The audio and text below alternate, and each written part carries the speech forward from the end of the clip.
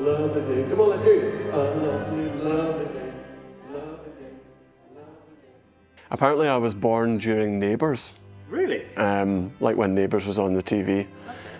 Which is, my mum says it was a good thing for her because she hates watching Neighbours, so it was quite a good distraction.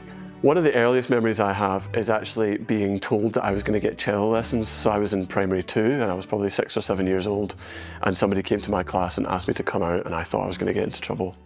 And they said, "You've been selected to get cello lessons." And my first response was, "What's a cello?" I had a really amazing teacher who was just super friendly and super fun. I always enjoyed my lessons. I wasn't very good at practicing. Some of those habits have continued into my adult life. Like, I didn't necessarily know that I was doing well on the cello, but sometimes I was entered into competitions and then I would come out first place. And sometimes those competitions I'd be with people who were a lot older than me and I would still come first place. And so I started to think, well, maybe there's something in that. And then when it got to the end of primary school, I did an audition for Douglas Academy, which is a big school in Mulgai, and that has a special music department attached onto the side of it. I think as I was going through secondary school, it was always that I wanted to do something with music. Yeah. I didn't know if that was going to be performance or teaching or music technology. I really liked that side of things and recording side of things too. The only other option was something to do with computers.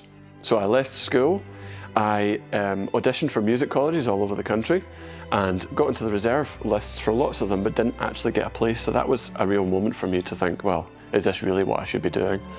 My teacher advised that I go and do 1 year at Glasgow University and then you could transfer over to the Conservatoire at that point. So I arrived in first year, I did my first year and I really enjoyed it. And I never really considered transferring to the Conservatoire, and I just carried on through Glasgow Uni. And a real highlight of that was that I got to study abroad for a year. So I spent my 3rd year at the University of Illinois over in the States. About a year or so after I graduated, I got my job at Big Noise, and that is run by the charity called Systema Scotland. I'm now the director of music for that charity. And so my job right now is to be responsible for the music across the organisation. So Nikki is Big Noise's big sister. So right from the start of her career, after she won Young Musician, she kind of partnered with us and came in from time to time, and that was how I met Nikki. From time to time, I have been known to play with the BBC Scottish Orchestra and the RSNO and Scottish Opera. Did a little bit of work with them as well.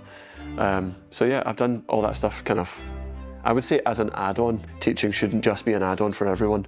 Actually, there's some people who should be doing that, and it's a real craft in itself. When you were asking about hobbies, I was joking about water skiing. Cooking is probably the thing that I do as my hobby. It allows me to unwind, switch off. I get focused in on a recipe and I love following a really detailed recipe. I love listening to jazz music, probably my go-to. And I really love like traditional folk music, particularly thinking Scottish, Irish, that sort of influence. I am an avid Radio 4 listener. One of my favourite films is Ratatouille. Michael Giacchino, who's done lots of the Pixar movies, he did the Incredibles music as well. So I love his music. It just really tells the story in a really dramatic way. And top tip, work on your knife technique.